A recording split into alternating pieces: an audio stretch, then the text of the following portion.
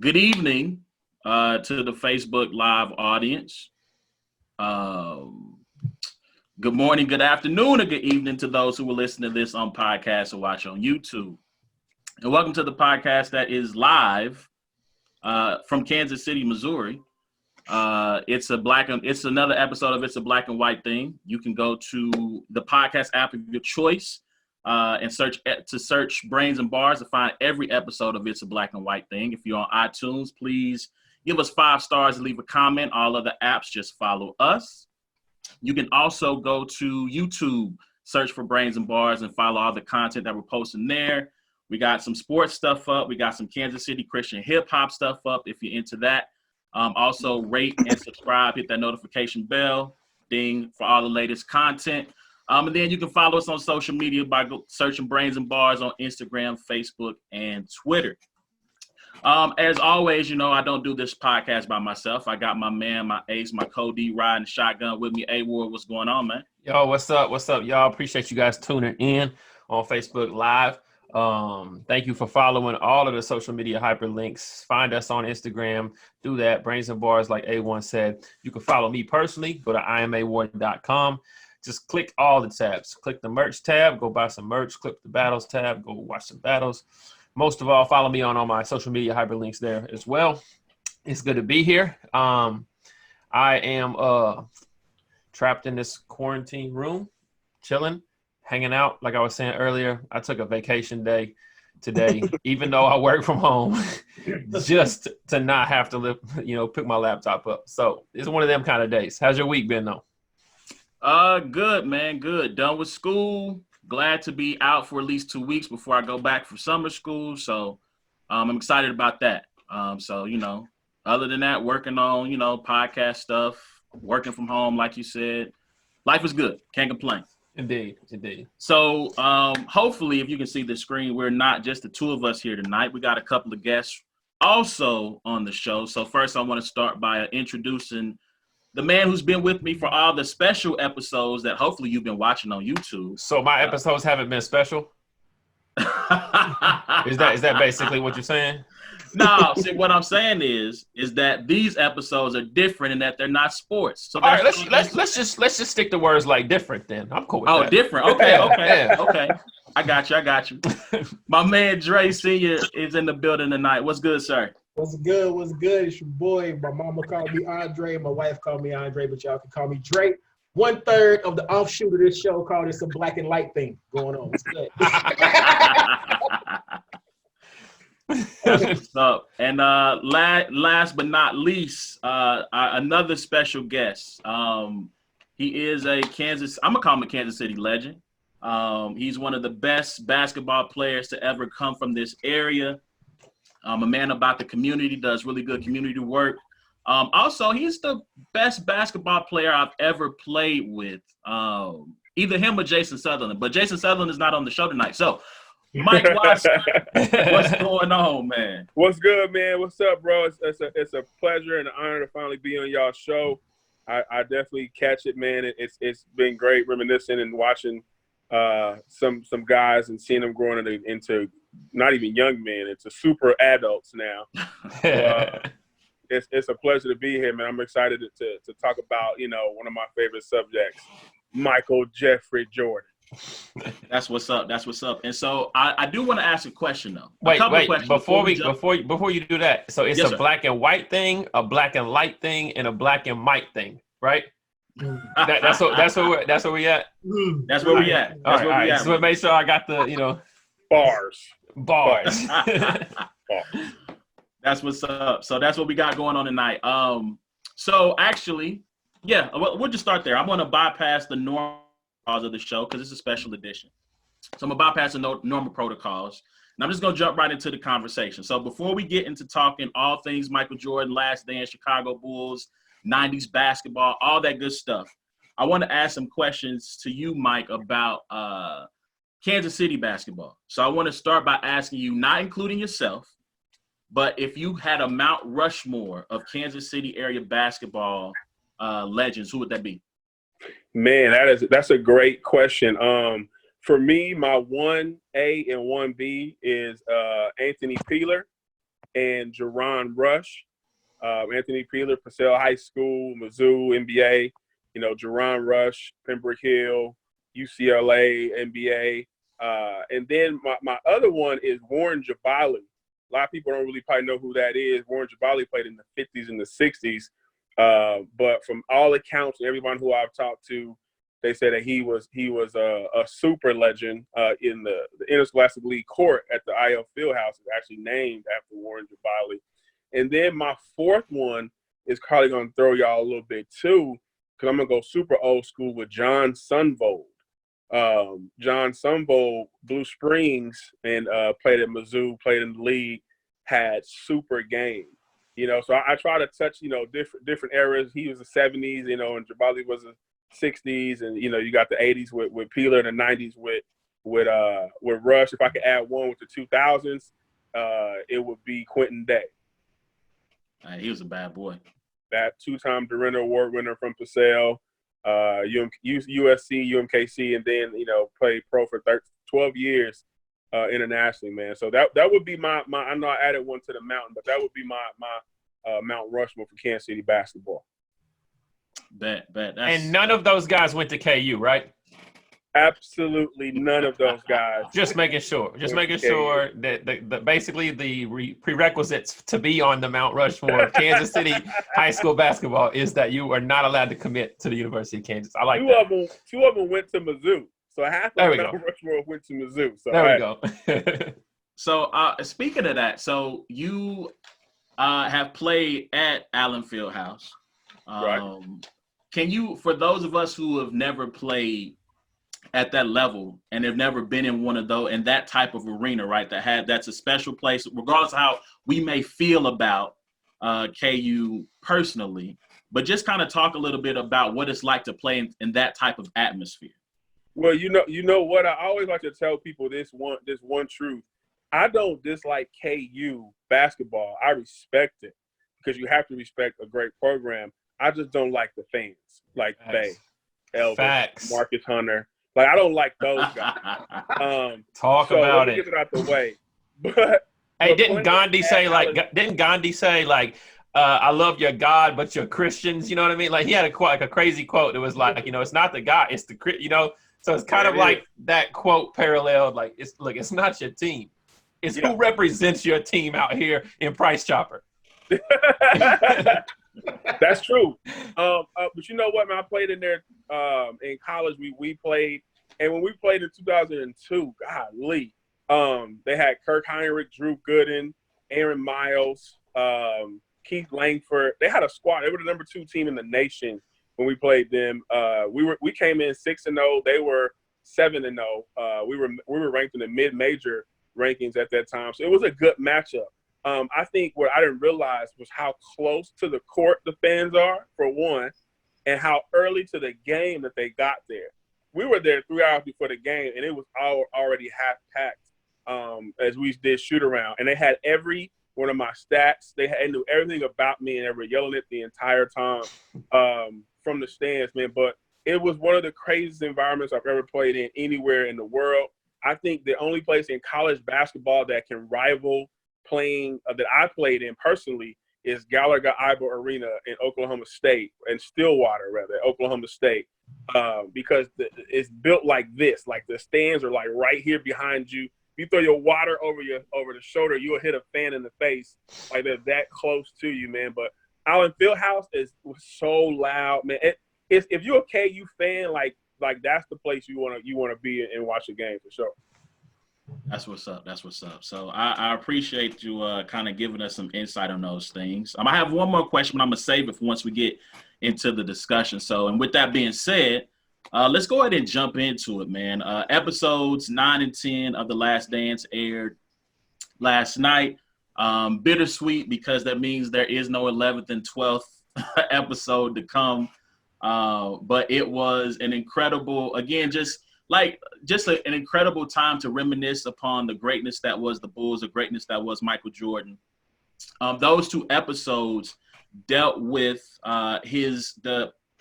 epic battle with the Indiana Pacers, one of the few times in the playoffs where the Bulls were pushed to a 7th game.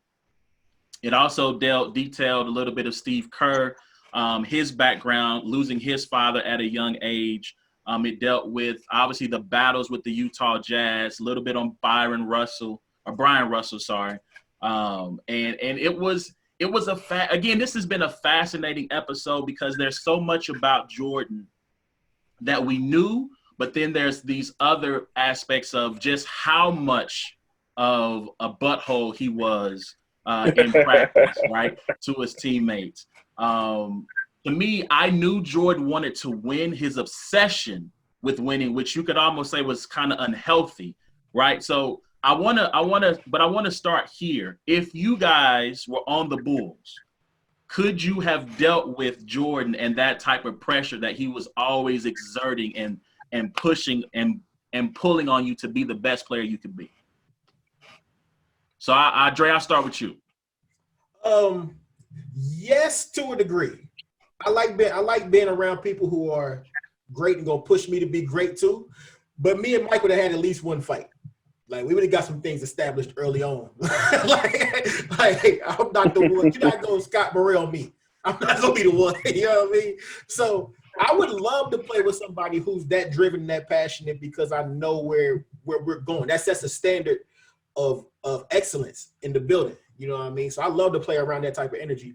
But I also want to let him know, like, we're not gonna do this. That's what we're not gonna do. You know what I mean? So all right, Ward, what about you? Yeah, I probably would have got a ring or two and then bounced, honestly. Like, I probably would have just put up with it enough to be considered a champion and then be like, nah, I'm cool on this. Because like Dre said, he would have got a fight. I would have got beat up a couple times. So I already know, my scrapping skills. And I might have tried to Steve Curry once or twice, but so I probably would have got my ring and kept it moving. I mean, as a competitor, you could always put up with stuff as long as you're winning. Like, I mean, that's just how, if I'm winning, like, all right, I deal with it. It's probably better to be on a team like that winning championships than it is to be, having a great time with all these people who, fit your idea of what chemistry looks like and catching L's all the time. So I'd rather go home mad, lay on my bed pissed off at Jordan after we won, than to go home a loser and be like, man, Charles Barkley's a real cool guy. It just don't make sense, So. All right, Mike, how about yourself? Well, first of all, I've never been on a team in my life that I haven't had a fight on ever at any level, starting back in bitty basketball. So I don't know what it's like not to be on a team where you don't fight.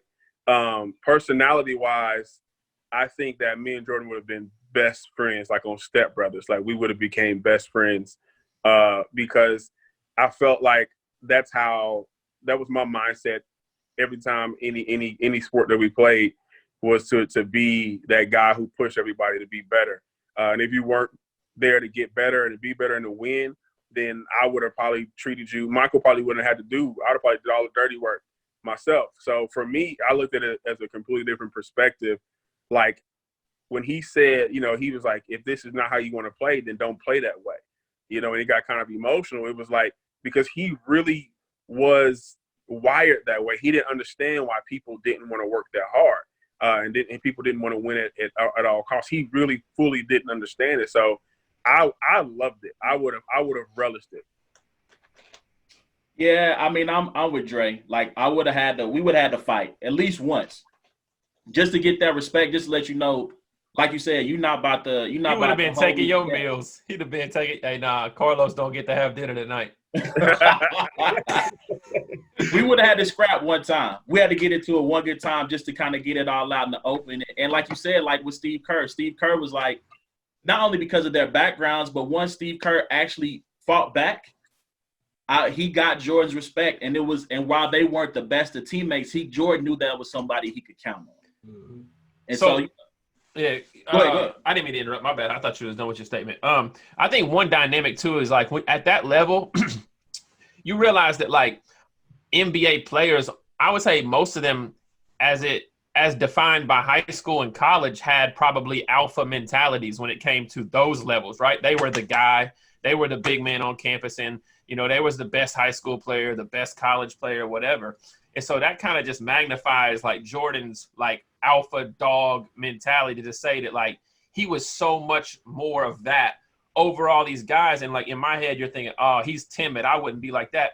He probably was the guy like that when it was in college, and Jordan was just on such another level. So I don't think it's anything that I probably could even comprehend like of how he, how he, I guess, handled his, his teammates and his obsession with winning. Yeah, man, listen, Ant-Man was the man in his city, but he's not Thanos. Right. That's a good one. That's a good one. Yeah. It's a fact. Like, yeah, you get there and then you're just like, oh. Well, they came to play. Yeah. Okay.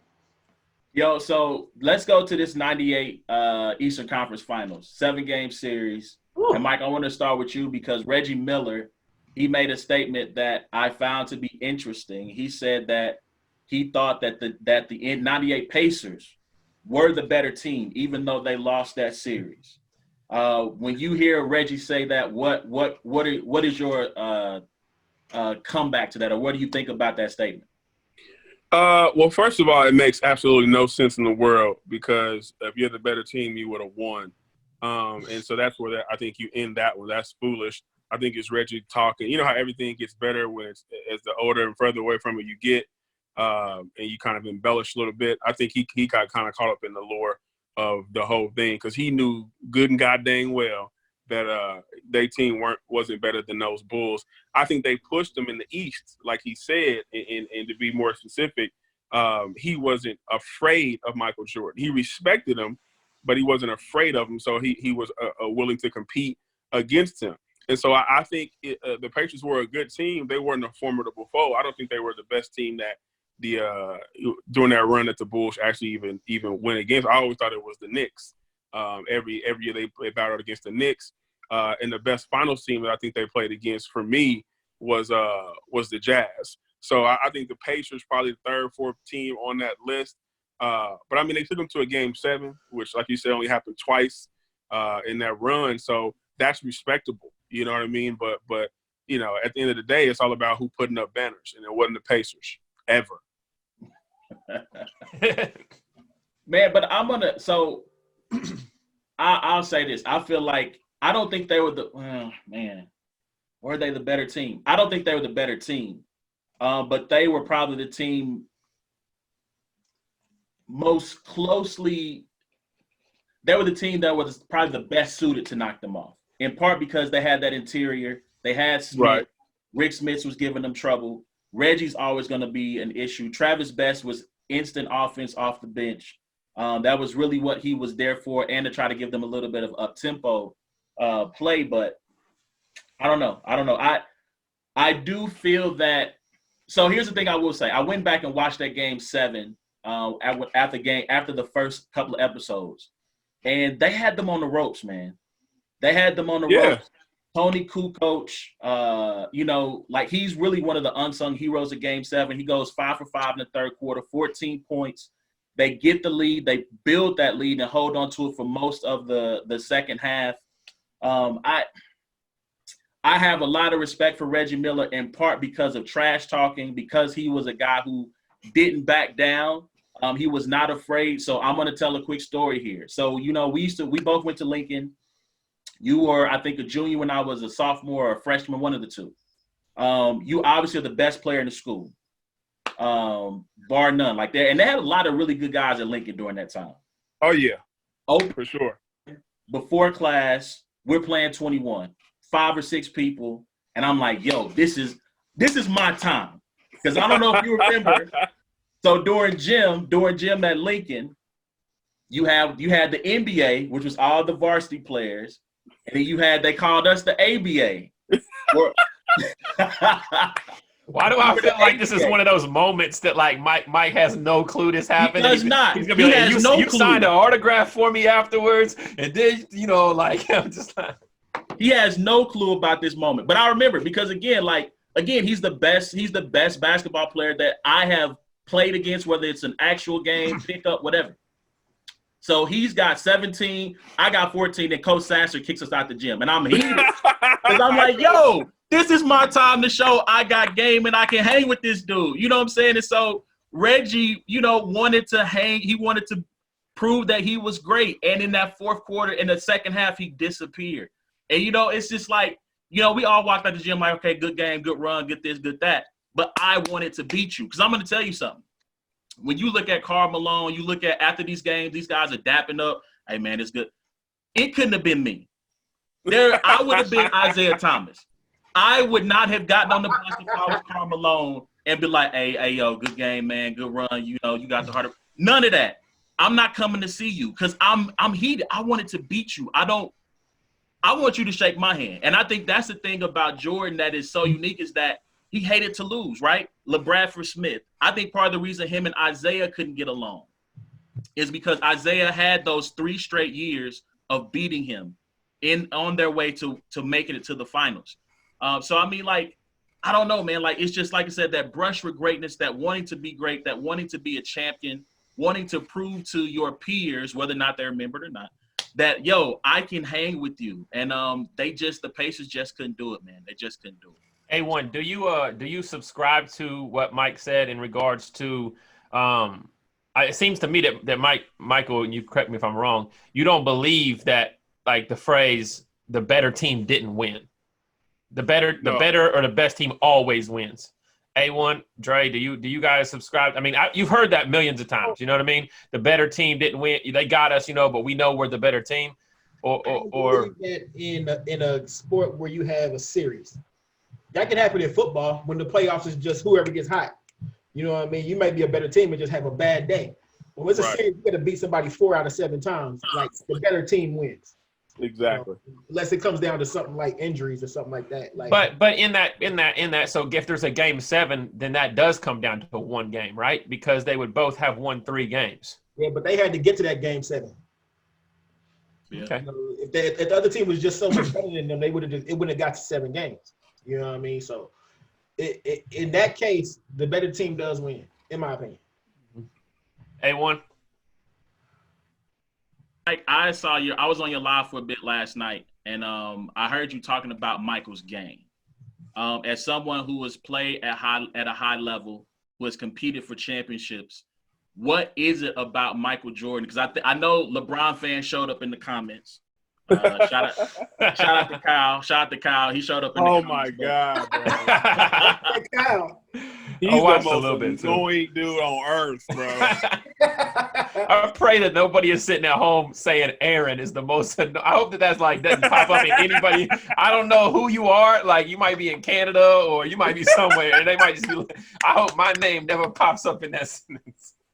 But what was it about Michael's game that set him apart from the rest of so I'll put it to you this way. When Michael retired after that first retirement, people were already proclaiming him to be the GOAT with only 3 titles, which is, when you think about it in retrospect, is unheard of.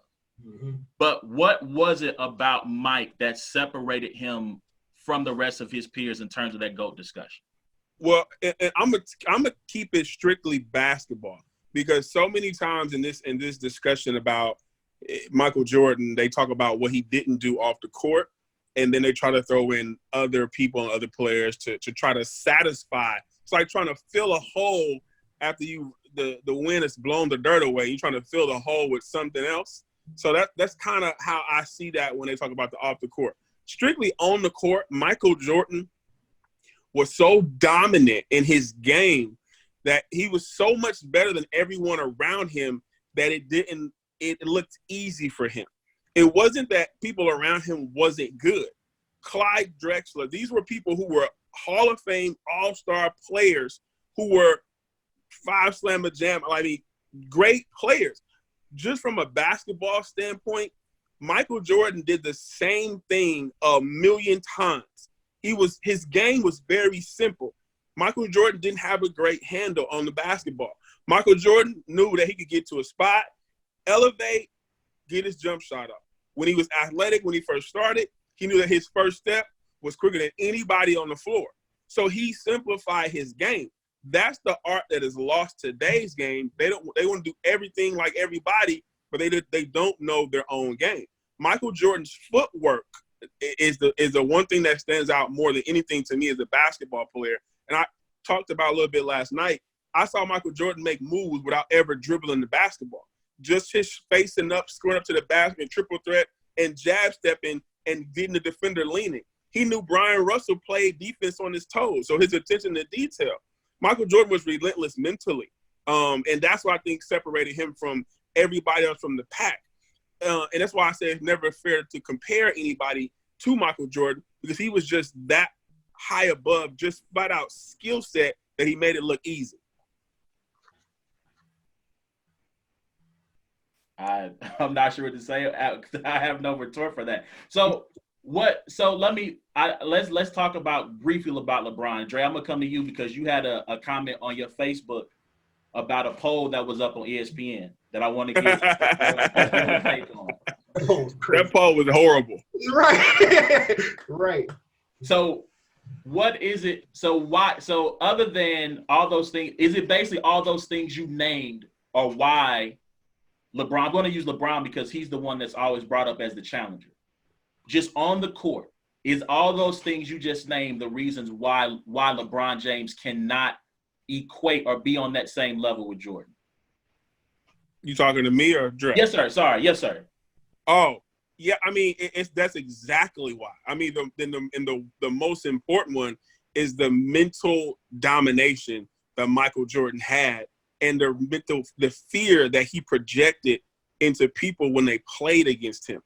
People feared playing against Michael Jordan, not because he was going to beat them up and brawl them because he would destroy them and embarrass them every single time he wanted to. That level of fear and respect, I mean, it's unheard of. And just touching on the poll thing, like when I saw it on Dre's thing as well, LeBron, it's not that Michael Jordan isn't a good passer. He was. LeBron is an exceptional passer. So he should have won in that category. It was his off-the-court stuff. He should have won in that category. So it was things like that where I thought the poll was slanted. But just straight on the court, LeBron just learned how to shoot a jump shot 3-4 years ago. A mid-range. He still don't have a post-up game, and he doesn't know how to use his size, quickness, and his strength to his advantage. And more over than anything, he's not mentally tough. He doesn't put fear into anybody. And that's not a knock on LeBron. It's just when you try to compare him to the GOAT, that's not fair. Shout out to mentality. I've often said the same thing about LeBron. Like, I'm one of those people, I believe MJ is the GOAT, like, hands down. But I also can appreciate what LeBron brings to the table. Like, and so the conversation of you have to choose one or the other, I don't have to choose one of the either. I could just enjoy both for being who they are. But I also have a mind frame. This is my theory. I think there's a difference between being the best and being the greatest. Yes. Two separate things. Like, yes. if you put a group of scientists in a room and you told them, go into this room and build the best basketball player you can build, LeBron would probably come out the other side of that. Just physical abilities and things that he can do, like, he's a science experiment, right? But when it comes to greatness, there's a certain, it's what you said, Mike, there's a fear that you put in the heart of the people that's around you. Nobody in LeBron's class reverences him the way that the other greats in Jordan's class reverenced him.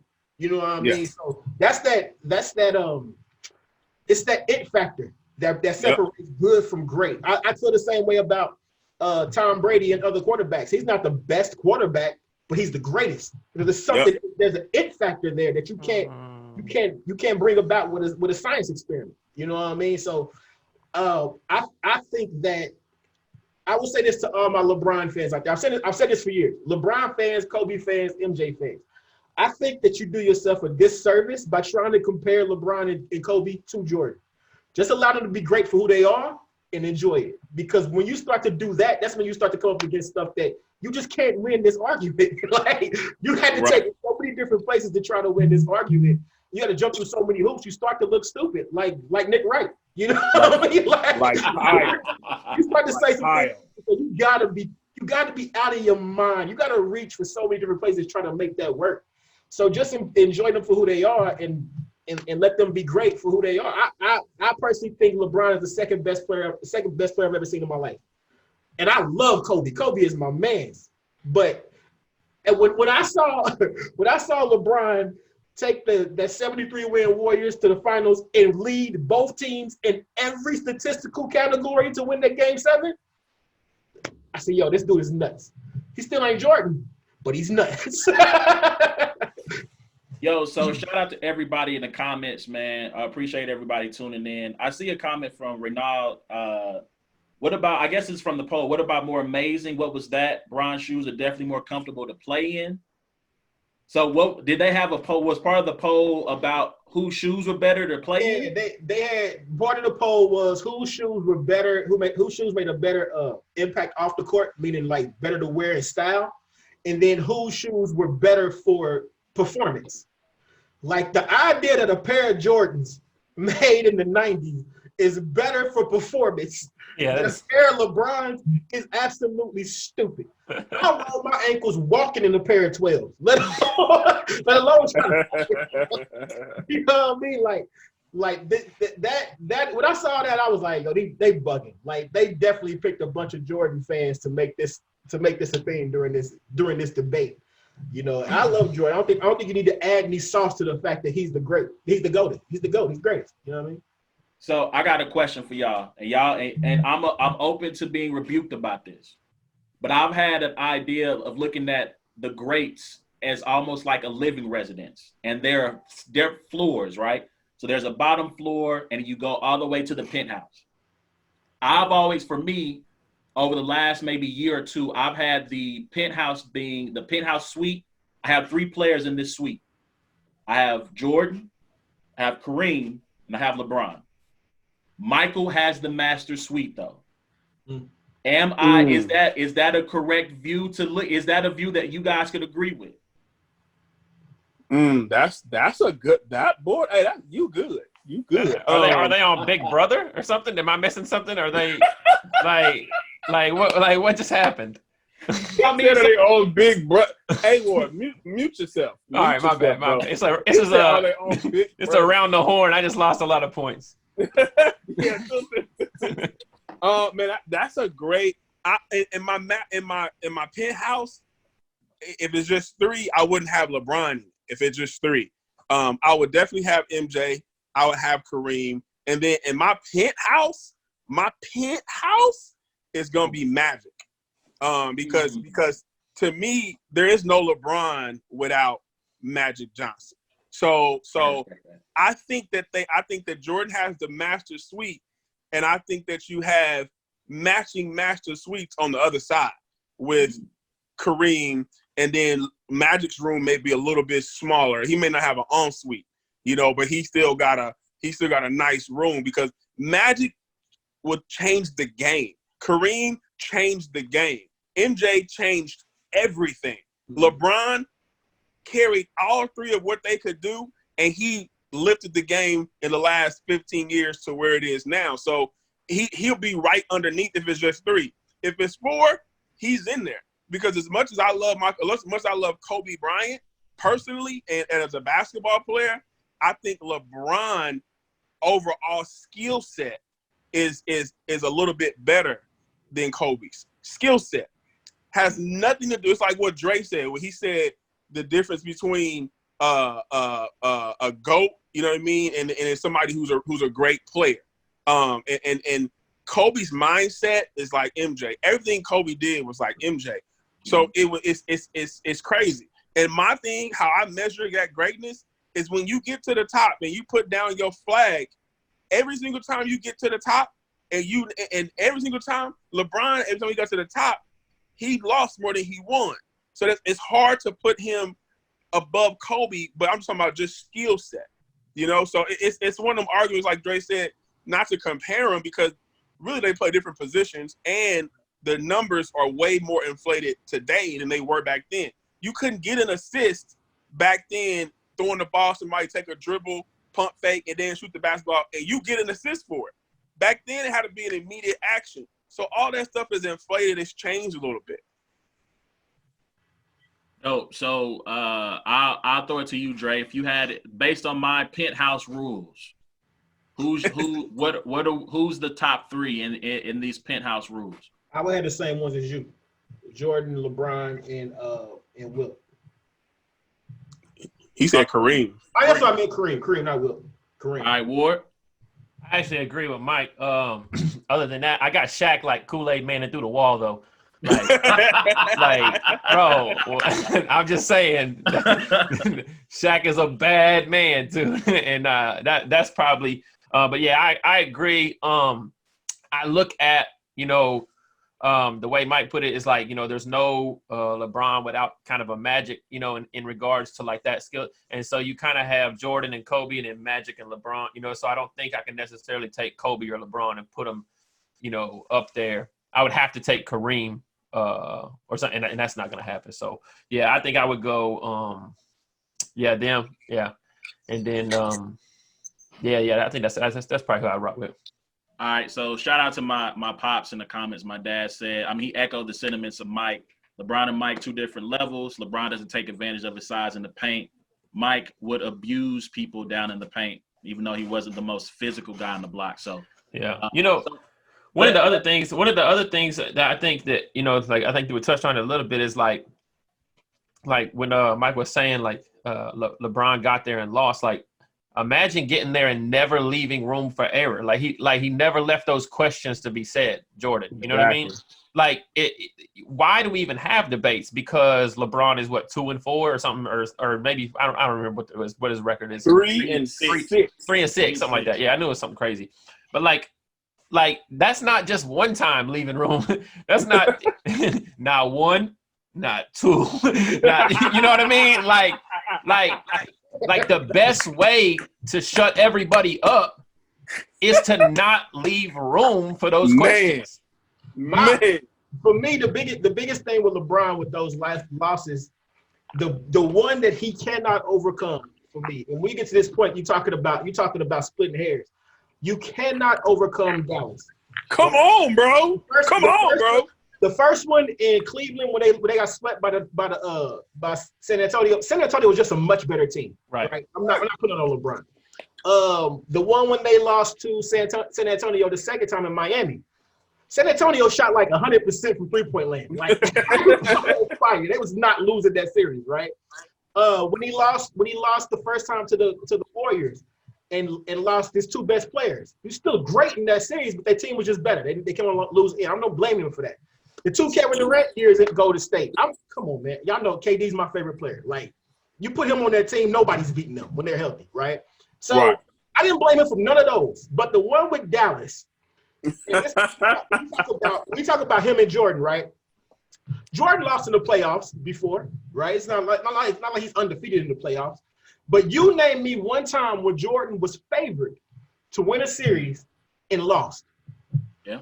Not only was LeBron favored to win in that series, he was the reason they lost. Like, he disappeared. Like, did he bounce back from that? Great. Yes, he did. But that one thing on his resume is will never be able to Jordan at this point. You know what I mean? So did he make up ground with that game 7 against the 73 win team Warriors? Yeah, he did. But he could never pass them. Ever, because of that one thing. And it's on his resume. You can't get rid of it. And as noted by Michael Watson, that he developed a jump shot in the last 3 or 4 years is can be directly attributed to the fact that 2 of his 3 came from 2 people who actually have jump shots that saved him. Come on. I don't subscribe to that saving him part.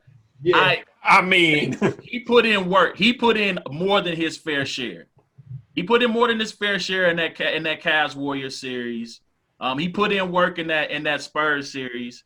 But you do have to give credit where credit is due to Kyrie for getting MVP of those series for a reason. Say that again. He was MVP of those series for a reason. Absolutely. Let's not play it. Let's not downplay it. Like, but speaking of questions, will the Bulls, if they had brought the team back, yes, do they win the title? Yes, absolutely. Absolutely not. Unabashedly, I don't even know. I don't think unabashedly even goes with what I'm saying, but it sounds like Yeah, I like it. I like it. Thanks, A Ward. For sure. We talked about this off camera. It's absolutely no way that they don't win in '99 in a lockout season, a shortened season. I don't care if you're going up against a young Tim Duncan and David Robinson. I do not care, because Michael's quest to be the greatest it was unquenchable back then. So there's no way they wouldn't have lost it. If that team would have came back, they were all still in their prime. They were at the top of their prime, all of them. Man, I don't know. Scotty was banged up. Scotty was banged up. I'm not sure he was ever truly the same guy after '98. By the way, shout out to Scotty. You can't talk bad about Scotty no more. Yeah. When you say to me, hey, he's losing motor function because his back is so like motor function. Like, bro, I don't care about him not getting up in the game and letting Kukoc take the shot in '94. I don't care if they didn't win the title in '94. Until I watched the documentary. Like, I was so young during that time, I didn't even realize that happened that year that that Jordan was gone and they got to the playoffs. He set out at the end of the game. I didn't know that happened until I watched. Yeah, Dre. Hey, Dre. Me and you, man, we was kids, bro. Like, man, we was so young, man. Shout out to Dre. Shout out to Dre. Man. Wow. Okay. Wow. But no, man, I just think that lockout shortened season, I think that the schedule's going to be incredibly compacted. So they're probably playing more back-to-backs, more 3 games in 4 nights, more 4 games in 5 nights. And I just think that would have worn them down. I just don't see them beating the Spurs. I don't know if they even beat Indiana. Now, I know Indiana lost to the Knicks. Great point. So to reference what Reggie Miller said last night, he said, yeah, I thought the Pacers were the better team. Yeah, I thought we had, a better overall team. He said, but Chicago's championship DNA is what they could not account for. It's like the Black Panther juice. It's like that stuff, it's the stuff you cannot account for. Like Dre called it the it factor. When it comes to winning and when it's winning time, champions make winning plays. You saw it, Michael Jordan in Game 6 in Utah, Pippen out, hurt. He scored half the points and played all the minutes with his Robin hurt. Like, he's a winner. You got players, LeBron don't know nothing about that. David Robinson didn't win until Tim Duncan got there. Like, they don't know nothing about being when that light come on, bro. When that light hit you, it's like when you start thinning like me on top. When that light hit your head the right way, and you like, dang, I'm losing my hair. When that light hits you on that stage, bro, it's different. That flick, that wrist don't flick. The muscles tighten up. It's on a basketball level. They're like, oh, your booty hold tight right now, huh? Like you holding it in right now because you got them bubble guts. Like that's how it is. So that's why I say if that team has stayed together, I just cannot bet against Michael Jordan. I mean, this is what it is. So I hear what you're saying. I got one last thing to consider though. Could it have been in '98 that teams, not necessarily the Knicks, because I think the Knicks were kind of. I think does Ewing get hurt that year when they go to the finals? I don't think he plays in the finals because he gets hurt in the playoffs, I believe. But a team like the Pacers, could it have been their turn in the same way that it was Detroit's turn in the 80s, the same way it became the Bulls' turn in the 90s? You don't think that after all those battles, because I feel like in the NBA, that's what happens, right? Upstart team comes up, they bump up against a champion, they bump against that brick wall, and then finally they break through. Now, whether they finish it all, I think is another story. But at least that team that's always been standing in their way of getting to the next level, from a conference standpoint, that is what you see happen on at least throughout NBA history, at least through the modern era. So you don't think that team at that point, having faced them, those 2 years again being bounced by them, that third year is not the charm? Absolutely not. If that's your theory, if that's your prerequisite of the teams ascending to the next level and watching them do so, to Detroit, to Chicago when they got out when Houston, that would have been a battle. I think that would have been more of a battle than anything that 95, 96 when Houston. I think that would have been 2 Game 7s that the Bulls would have had to really fight for. In 99, Phil Jackson would have still been with Chicago, so he wouldn't have went to the Lakers. That was the next dynasty in the league. The Spurs snuck in there again when Jordan's out of the league, when Phil Jackson's out of the league. So it's like they lucked up because the Jerry Krause wanted to get Tim Floyd in there. So really Tim Duncan and David Robinson should thank Jerry Krause for that championship they got in 99 because they wouldn't have gotten it had they broken up that Bulls team. They would have had 7. So the Spurs lucked into a championship. That in 99, yeah. Ooh. And I would have loved to have seen it. I would have. Oh, it would have been good. I'd say this much. I was one to subscribe to the Spurs. I believe the Spurs would have won in 99. But as I mentioned before, Michael Jordan left no room for me to have any factual anything to say other than the fact that I just think it'll happen. He won every time he got there. And that's why my foundation of my opinion is literally nothing but the fact that I think that down low that Duncan and Robinson would have gave them some fits. And I don't know Steve Kerr, I don't know how much of a role he played with the Spurs that next year, because obviously he probably would have stayed with the Bulls. But yeah, there's no reason for me to think that would have happened. But I do know that, the first game or the 50-game shortened season, by then Dennis Rodman would have probably had about 10 or 15 more appearances on WCW and WO appearances. Rodman the wildest dude alive. Alive. So that brings me a great question. So Mike, you played professionally. Mike was out in them streets. Just don't ask the question. Mike was out in them streets. So I'm going to ask. Yes, I want to ask a question. No name. Like no names, no incriminate anybody. What's the wildest teammate story you got that you feel comfortable? Man, the wildest teammate. I was the wildest teammate that I had. I mean, ask all of my friends. Right. No, I think I can tell you the wildest, and the wildest one was Tony Allen in Boston. Tony Allen from Chicago, played for Oklahoma State. Tony Allen was a real life thug. Like, it wasn't like he wasn't playing street. Like, that dude was street all the way, so much so to where my street paled in comparison to his street. He bought the streets of Southside Chicago with him everywhere he went. The wildest thing I ever seen, bro, this is a true story. I think I may have told Dre and them this, but we were in Vegas for the first 2 weeks of camp, of summer league. And then we had our preseason camp, so we were out there for 2 weeks at the Four Seasons. So we down in the lobby. Well, Tony Allen would call my room because he was right like 2 doors down, and we played against each other in college. Vic Williams was his teammate. So Tony Allen would say the word Joe. Like in Chicago, they'd be like, "Yo, what up, Joe? Hey, Joe." Like that. I'd be like, "Yo, my name ain't Joe. It's Michael." He's like, "Nah, we call everybody Joe." So he called my phone one night, and this is when you call their hotel phone. It's like, "Yo, Hey Joe, like order a limo and charge it to my room." Like, I swear, I was like, "Well, bet," because they first round picks. They got guaranteed money. So I'm like, "Bet." So I order the limo to his room. We go down to the lobby. Paul Pierce is down there, but Paul Pierce ain't getting in the limo. Paul Pierce is in a beat up Durango with tinted windows.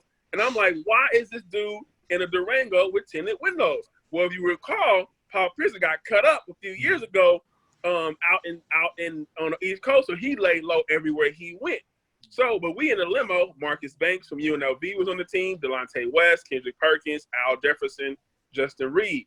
We were all rookies. Ernest Jones was a free agent. So the story was, we walk in before we even get to the lobby. We walk through the casino. Tony Allen had 4 of his dudes from Chicago with him, who were all black gangster disciples with him in the freaking thing, right? So they walk in, and I'm going to speak to say what's up to Tony. They didn't know who I was, So they grabbed me up, bro. Like, grabbed me, like, bro, who is this? You know, like, flipping out. Hey, and like, real talk, and I'm looking like, nigga, I'm about to have to bang out right here in this hotel. And he was like, nah, Joe, that's my man, Watson, man. He from KC. Okay, that's my man. So he's like, oh, my bad. But the crazy part of the story was Tony Allen had a Rolex on, like you know, back then in 2004, you wore like big flashy watches, but it had broke in a little scuffle. So his thing fell off, and then Tony picks it up, and him and his boys just start laughing to each other. He was like, yo, look at this, Mike, look at this. So I look at the thing, and the thing had an S and an M on it. And I'm like, SM? I'm like, and they laugh. I'm like, why are they snickering at each other? So his dude was like, hey, man, you remember when we snatched it off of Stephon Marbury? True story, bro. True story. Hey, true story, bro. And I'm sitting here like, these dudes is really, it was like, oh, and I looked at Tony, he was like, I said, Tony, why are you wearing this watch? He's like, because it was free. I was like, I'm done with it. I'm done. That was the true story, but I was like, this dude is crazy. Tony Allen, that's just who he was, though, bro. Like, you thought it was going to be a story about some girls and some party. Nah, bro, that was the craziest thing. I was like, you're walking around with Stephon Marbury's stolen watch. Like, you're walking around with it. Marbury could have made 5.2 billion pairs of shoes with that. Hey, craziest story, bro. That is wild, yo. Hilarious. That's nuts. And now we know why Paul Pierce was laying low. Laying low, bro. Paul Right. Pierce did not go out to the club. Hey, one thing about NBA dudes, bro, that's why I learned how to party all night and work hard in the morning. They would leave clubs at 5, 6 in the morning for 7 o'clock workouts, bro. Come in there and work like they weren't out the entire night. I did that twice, bro. I almost died at camp. I was like, I don't see how y'all do this. I'm not cut out for this. They would smoke, drink, party, and go to practice like they have been sleeping all night long. I said, oh, y'all real pros. Like, you gotta learn how to do it. Been doing this since 4th grade. Right. It's a wild lifestyle, boy. So Dennis Rodman is not an anomaly then, because I always thought that. No. Wow. No. Dennis Rodman was tame, bro, compared to some of these dudes and what they were doing. And he was tame compared to some of the 80s cats that we heard stories about at the rookie symposiums and stuff like that. Like, Rodman was just what really happened was the media coverage and the following had grown, so you were made more aware of it. But there was more wild stuff going on with coke parties and everything in the NBA back then in the 80s, way before Rodman was, came to where he was with the Bulls. Wow. I would have loved to have seen Rodman and Duncan. Yeah, so somebody, shout out to the comments. So somebody asked, does Rodman handle Duncan in that if they match up in that hypothetical finals? Ooh, that would have been that. But you gotta understand, I love Tim Duncan. It would have been a before and after of the creative player. Like, right when you get to the creative player screen, and it's just Tim Duncan, and then you add all the stuff to him, and it's Dennis Rodman over here. That would have been that because Tim Duncan was still young at that time, y'all. Mm-hmm. So Tim Duncan wasn't the Tim Duncan. I mean, he was balling, but he wasn't right here. I think Rodman would have had a little edge because people disrespect Karl Malone like Karl Malone ain't top 5 greatest power forward of all time. Thanks. Like, he gave Rodman the business every time they played him.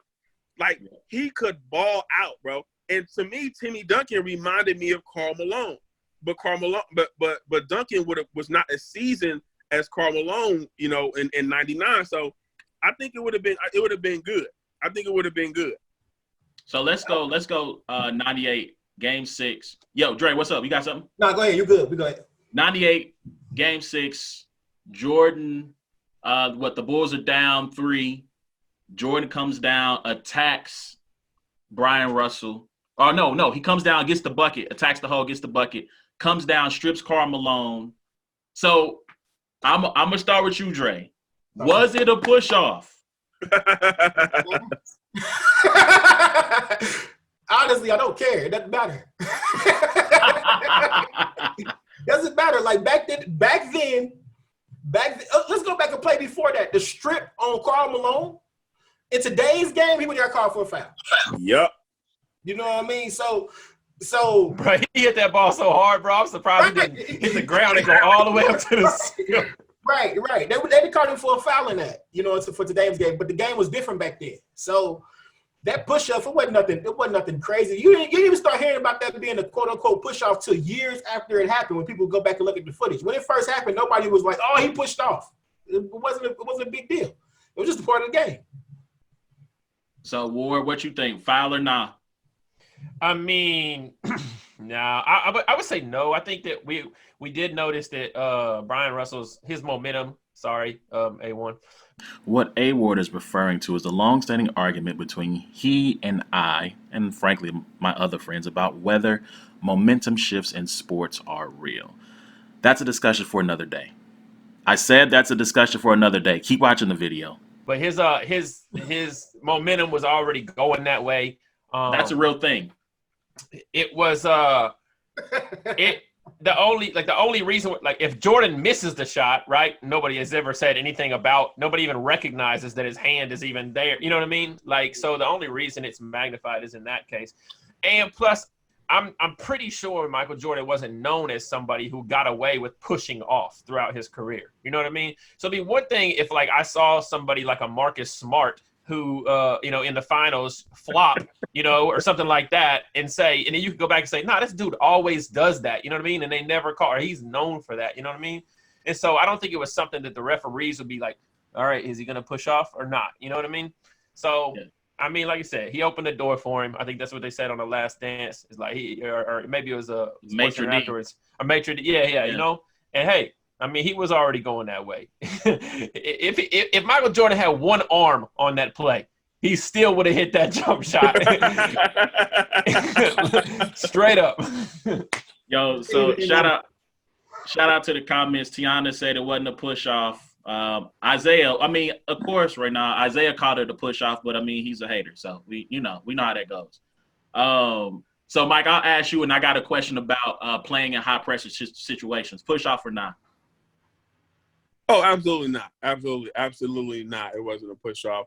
I think what you can't forget is what Jordan, he explained it, and when you piece together what Jordan said, he knew Brian Russell. He knew his tendencies defensively, and that's the thing I give LeBron credit for too. He knows his stuff, like his game film. He knows that stuff to know how to break down a player. Jordan knew what Brian Russell would do. That's what made Jordan great. It wasn't all handles and shaking and coming off screens. I'm going to get this dude going one way hard because he plays defense on his toes. And once I get him going hard this way, all I have to do is plant, crossover. I'm in my sweet spot as a jump shot shooter in rhythm. Any jump shot shooter who's right-handed, you like to go from right to left because you pat the ball from left to right. So it's just one motion and you in your shot.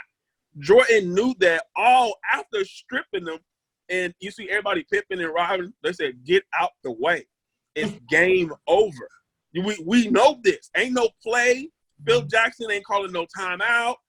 Michael Jordan is about to win this game. Period. The end. So, no. I think that, like, I don't know, like, I mean, I know A1, you play ball, Dre play ball. Like, when I was in high school and college, like, I had coaches that taught me things that were illegal. It said, if they call it, then stop doing it. You know what I mean? Like, but until it gets called, like little tricks of the trade. I remember fighting through screens, not going underneath, and how we got through screen. If your elbow didn't pierce their spinal cord while you fought through the screen like that, my coach didn't want to hear about it. You know what I mean? And so like that's how it was, So I think that, Jordan probably learned some of those tricks, I mean, he's Jordan. He knows what he can kind of get away with and what he can't, And so it's probably just the hand there with a slight little hair, like that's why he's the GOAT. So Mike, I want to ask you, because I tweeted out at that moment that I would pay handsomely to be able to collectively snatch the souls of 18,000 people with one shot. Like I would pay good money for that feeling. 17,900 white people. Bro, 17,991 and a half white people. That crowd was not a black and white thing. that crowd was just So I want to ask you, playing in high pressure situations, playing in hostile crowds, what is that feeling like? Whether as you taking that shot or as a team just going in and just like I said, just snatching a crowd and a team soul from them. What is that feeling like? It's like I'll give you this example. In college, our rivals were Oral Roberts in Tulsa and Valparaiso. Valparaiso, y'all know, was a powerhouse, one of the best mid-majors ever. They had like international players. Yeah. International players who come over as pros and play in college, and they would just kill. So for me, my favorite thing was when, like you said, playing in an environment where the whole crowd is against you. The entire scouting report is built to stop you. So you're like, okay, now when you go and you defy what they thought was going to happen, because in their mind, those fans in Utah really thought that they were going to beat Chicago. They really, at that moment, before he got stripped, I think they knew it was over when he got stripped, when Dre got the ball. But before he got stripped, they were like, this is about to happen. So in Tulsa, Oral Roberts, that's why I had the 54 points in college. But people didn't realize I averaged 39 points a game in Tulsa at Oral Roberts, a game since my freshman year. I destroyed them. So I was such an asshole, like Mike, that the crowd, my mom was at a game. They were talking so much stuff to my mom behind my bench during a timeout, and I looked and saw my mom arguing with these fans. So I get up out the timeout, go behind the bench, and I pointed the dude in the crowd. I said, yo, I'm going to boop, boop, boop, boop. Like I flipped out on him. All right, so Marcus like, Smart. He talking real slick the entire game. So I have like 37 points. After the game, I take off my Tracy McGrady T-Mac Adidas. That's what we had right then. I took them off, and I stomped on the eagle at half court at first. Then I took my shoes off, and I left them there at half court and walked off, and I flicked off the whole crowd when I was walking off at the thing. That's how it feels. It feels like you flick off the entire crowd after stomping on their mascot and telling them all F you at a Christian university when you're in college. That's what's up, yo. That's what's up. I got one more question. I ain't mad at that at all, by the way. I love cussing at Christian schools, bro. Like, if there's anything that I enjoy doing most. Yo, I got one more question, and then if y'all got anything y'all want to talk about, we can talk about it and we can call it a night. So I know we've had discussions about whether or not this team was going to be together for another season. And MJ says, well, you know, if Krause wanted to, he could have brought back Phil. Phil would have signed on for one more year. Steve would have signed on for one more year. Pip would have signed on for one more year. And I went, really? Pip would have signed on for one more year? It would have took some work, but I think we could have got it. Yeah, that's what he said. Yeah, he kind of fell back on it. He was like, you know. So two-part question. Well, not even two-part. If you were Pip, you felt just in his position, you felt like you've been underpaid. Your value hasn't been recognized. You've been feuding with management. You asked to be traded during the season, which I forgot about. Mm-hmm. I'm going to start with you, Dre.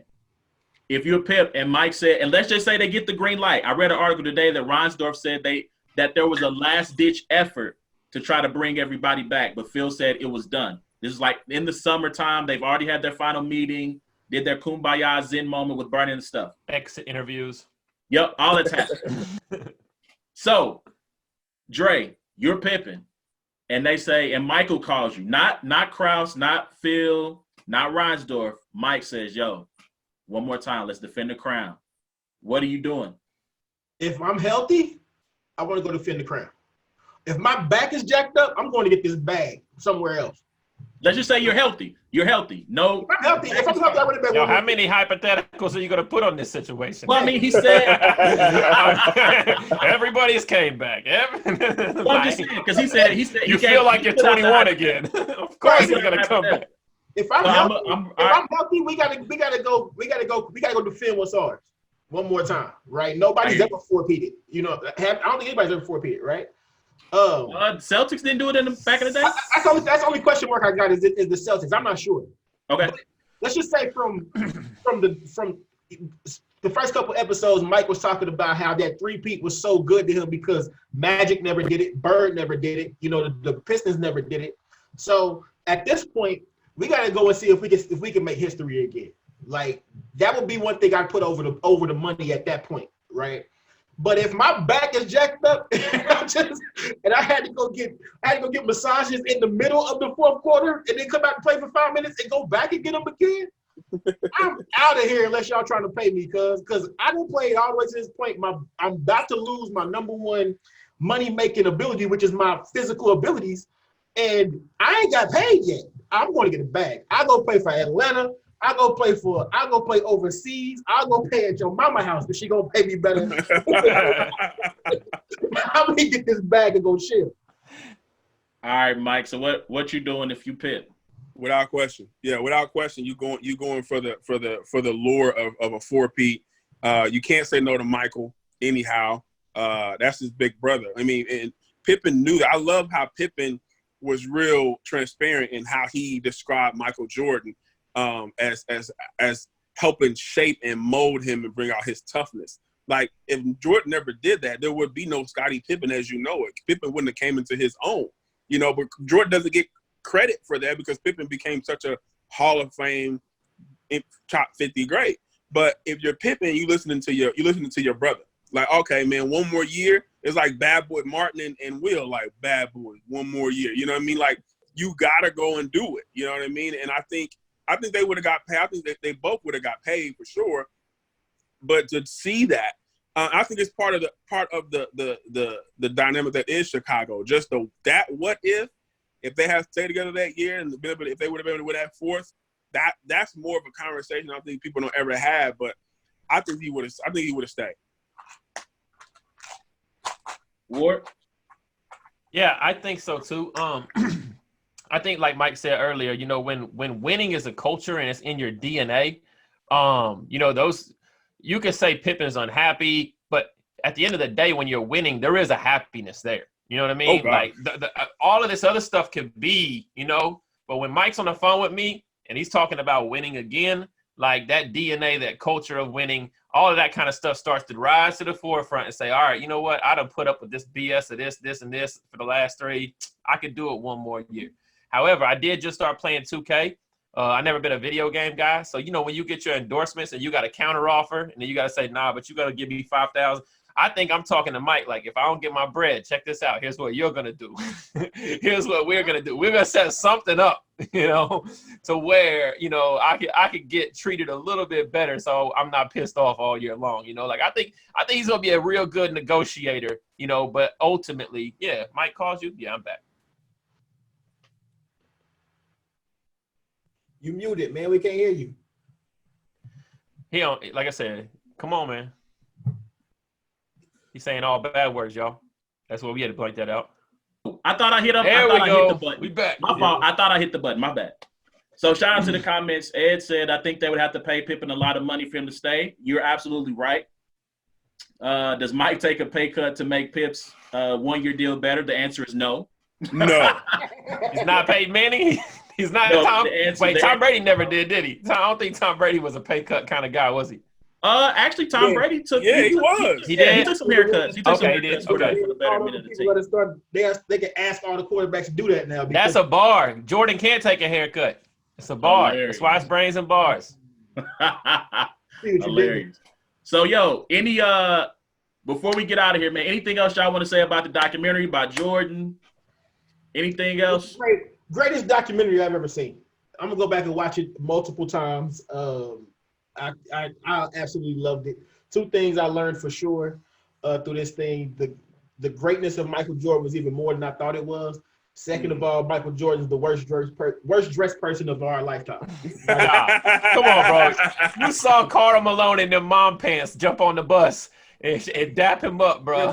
That was nuts too. That was nuts. That was a wild time.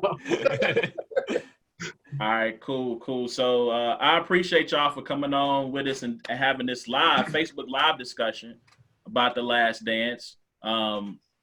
Please remember, you can go to youtube.com. I shouldn't say youtube.com. You go to YouTube, search Brains and Bars for every episode. Well, I shouldn't say every episode. We're getting them up there, but to see the live content, check us out on YouTube. Subscribe, hit the notification bell for all content that's posted there. You can check every episode of the podcast by going to the podcast app of your choice, searching Brains and Bars, and checking us out there. And then you can follow us on Instagram, Facebook, YouTube by searching at Brains and Bars, man. To Dre, I appreciate you coming on. Mike, thank you for your expertise. Thank you for the stories. I appreciate it. My brother A Ward, as you know, always, I am award.com for everything. Go check out the 2-on-2, man. Geechee Gotti, B-Dot versus A Ward and Loso. It should have a lot more views. I'll salute to Geechee Gotti, though, winning champion of the year today. Salute to him. But until next time, it's been a black And white. And light. And like and Mike. Absolutely. Hey, we appreciate y'all, man. Facebook, thank y'all for tuning in with us. We'll holler at y'all. Maybe we'll do this again sometime. So we'll holler at y'all, man.